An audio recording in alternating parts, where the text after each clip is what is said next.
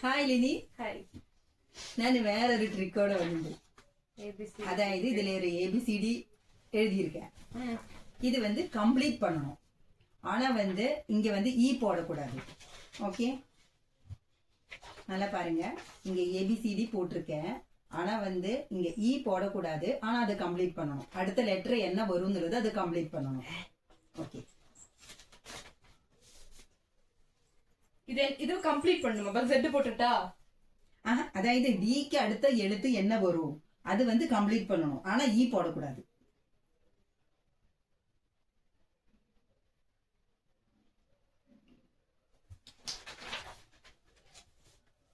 ABCD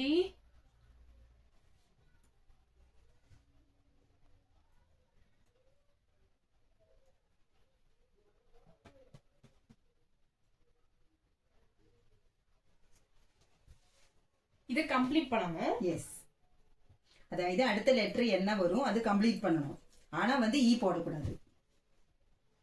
F போட்டுக்கிட்டா அப்ப எப்படி கம்ப்ளீட் ஆகும்? அப்ப Z போட்டா கம்ப்ளீட் ஆயிடும். No no no no. Zed போட்டா எப்படி கம்ப்ளீட் ஆகும்? ABCD கம்ப்ளீட் ஆயிடும். ABCDக்கு அப்புறம் எத்தனையோ எழுத்து இருக்கு. அது எப்படி ஜெட் போட்டா ஃபுல்லா கம்ப்ளீட் ஆகும்? ABCD அடுத்த லெட்டர் அங்க என்ன வருமோ அதுதான் அங்க கம்ப்ளீட் ஆகும். ஏன்னா அடுத்த லெட்டருக்கு தானே அங்க போட்டிருக்கோம். அது வந்து இ போடாம அங்க கம்ப்ளீட் பண்ணணும். எப்படி போட்டா அது கம்ப்ளீட் ஆகும்னு நல்லா யோசி. அப்ப நான் வந்து இங்க ஒரு லைன் போட்டு இப்படி இப்படி போட்டு இ போடல நான், அது இ ஆயிரும்னா? அதெல்லாம் எனக்கு தெரியாது. ஓகே, இது கரெக்ட்.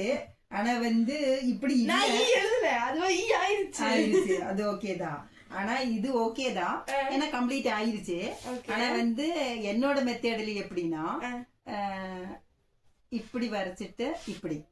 ஓ ஓகே ஓகே. சோ எஃப் இங்க இப்படி போட்டீங்க. ஆமா, எஃப் போடுவேன். எஃப் போட்டா இ ஆயிடுச்சு.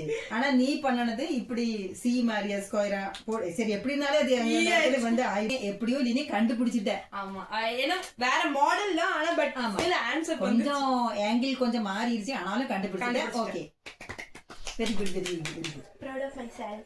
Bye.